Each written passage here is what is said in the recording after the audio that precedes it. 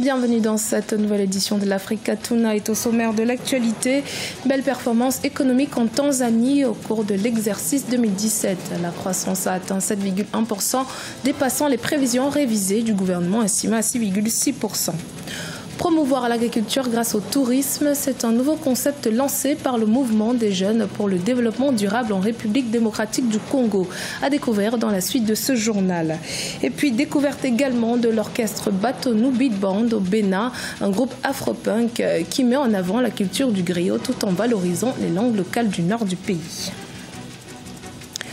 Mais tout d'abord, à un an du scrutin présidentiel au Nigeria, le chef de l'État Muhammadu Buhari a mis fin aux spéculations. Il a annoncé ce lundi 9 avril son intention de briguer un second mandat. L'annonce a été faite sur le compte Twitter officiel de la présidence du Nigeria. La croissance économique en Tanzanie est sur une pente positive, estimée à 6,6% pour l'ensemble de l'année. Le PIB a atteint 7,1% en 2017. Même si la performance du pays demeure encourageante, de forts risques de détérioration menacent l'économie tanzanienne. Nelly Ebessa. L'économie tanzanienne a connu une croissance plus rapide que prévu en 2017. En effet, les dernières données montrent que le produit intérieur brut du pays a atteint 7,1% entre janvier et décembre 2017, comparé à une croissance du produit intérieur brut de 7,0% en 2016. Les moteurs de cette croissance ont été la construction, les industries extractives, les transports et la communication. Certains observateurs imputent ce regain de l'économie tanzanienne à la forte croissance de l'activité minière au troisième trimestre de 2017.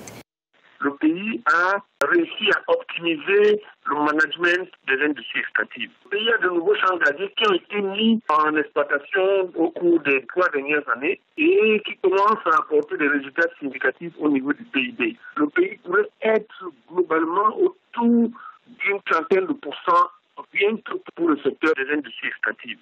Après que la Banque mondiale ait révisé les prévisions du produit intérieur brut de la Tanzanie, le pays a fait de considérables efforts pour renouer avec la croissance. L'État s'est engagé à stimuler l'investissement public dans des projets d'infrastructure. Il s'est employé à améliorer la gestion des recettes fiscales dans le but d'accroître la marge de manœuvre budgétaire. La stabilité macroéconomique générale continue de soutenir la croissance. Ces résultats vont encore se faire ressentir en 2018. La croissance ne va pas redescendre, la croissance va se stabiliser parce que le pays a mis en exploitation de nouveaux champs gaziers. Le pays doit assouplir sa politique monétaire au niveau des taux directeurs de la Banque centrale. Parce qu'en maintenant les taux directeurs de la Banque centrale, la monnaie prend tellement de la valeur que la monnaie a des problèmes à faciliter les exportations des produits. Et si un effort est fait au niveau de l'assouplissement monétaire et au niveau des investissements directs étrangers, ce pays pourrait aller au-delà de 8%. Bien que la performance de la Tanzanie soit reluisante, de forts risques de détérioration menacent l'économie du pays. L'incertitude de l'environnement des affaires pourrait entraver la croissance envisagée. Actuellement 3e économie d'Afrique de l'Est, la Tanzanie connaît une croissance autour de 7% depuis près de 10 ans.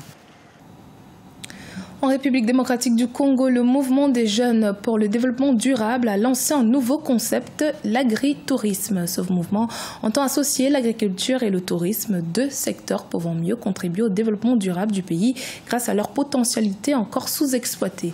Les précisions dans ce reportage de notre correspondant Jacques Mboka. Faire du tourisme et de l'agriculture les leitmotifs du développement durable, c'est l'ambition du mouvement des jeunes pour le développement durable. Ces jeunes s'élancent dans l'agritourisme qui consiste à visiter les différents sites agricoles de la capitale. Objectif, faire découvrir aux touristes les potentiels agricoles du pays et les inciter à l'agriculture. Bon, le but, c'est tout simplement arriver à pousser les gens à s'intéresser au travail de la terre. Donc ça fait qu'aujourd'hui, lorsque les gens auront ces habitudes d'aller dans des concessions agricoles, ça va certainement susciter en eux un désir de se lancer aussi dans ce secteur qui, en réalité, en RDC, est un secteur très porteur. L'agritourisme a conduit ce dimanche 8 avril ces jeunes au nouveau Daipen, un parc agro-industriel dans la commune de Lansele, à la périphérie de Kinshasa, un domaine érigé sous le maréchal Mobutu, tombé en faillite puis relancé par l'actuel régime. Ici, les produits agricoles et de l'élevage ont suscité à certains le désir de s'investir dans l'agriculture. On a fait une visite et durant la visite, on nous a souligné, si je peux dire, que la production, certes, elle est là, mais elle n'est pas suffisante. Ici, on décide d'aider et de mettre la main dans cette agriculture. On va réduire, je dirais, le coût des produits alimentaires dans le marché. Je commençais déjà à penser à quel hectare je vais acheter, où exactement pour pouvoir le faire. Dans un pays où les opportunités agricoles sont indéniables, l'agritourisme est une voie susceptible de promouvoir les deux domaines qui, en réalité, ne répondent pas encore aux attentes malgré les potentialités. La visite du nouveau Daipen a constitué une riche expérience pour une cinquantaine de jeunes qui ont participé à cette aventure qui doit se poursuivre afin d'inculquer à la population cette vision incitative au développement durable. Constitué de 8 membres, l'orchestre Batanou Beat Band est un groupe d'afro-funk dont la musique est basée sur les cordes et percussions du Bénin. Sous la houlette du griot Barasuno, l'orchestre revisite et remet au goût du jour les sonorités du nord du pays. Découverte dans ce reportage, notre correspondant Leftiono. Au Bénin, l'orchestre Batanou Beat Band valorise et exporte les richesses culturelles du septentrion. Seydou Barasuno, l'artiste chanteur principal du groupe, est griot et agronome de formation. Barasuno a été bercé dès son enfance par une éducation traditionnelle orale assurée par son grand-père. Il a ensuite appris le langage du tambour parlant, les panégyriques des maîtres et des rois de l'ère culturelle bantonou auprès de son père, griot attitré du roi de Ndali. La particularité du groupe, c'est dit groupe musique Batanou Beat Band. Barasuno et Batanou Beat Band. Batanou, c'est l'ethnie, ma langue que je parle. Et band, c'est tout ce qui concerne nos rythmes.